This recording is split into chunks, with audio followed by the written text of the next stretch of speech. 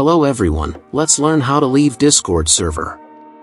Are you looking to learn how to gracefully exit a Discord server and regain control of your online space? You're in the right place.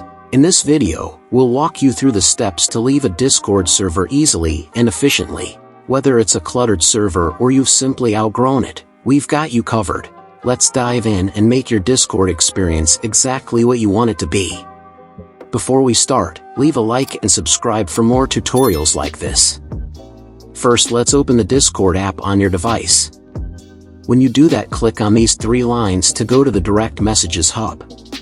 Then choose which Discord server you want to exit. I'll stay in the same one. After that, click on the three dots. Now you have come to Discord server options menu. The next thing you need to do is scroll down to the Leave Server option and click on it. And finally confirm whether you want to exit the server. So thanks for watching, see you in the next video, goodbye.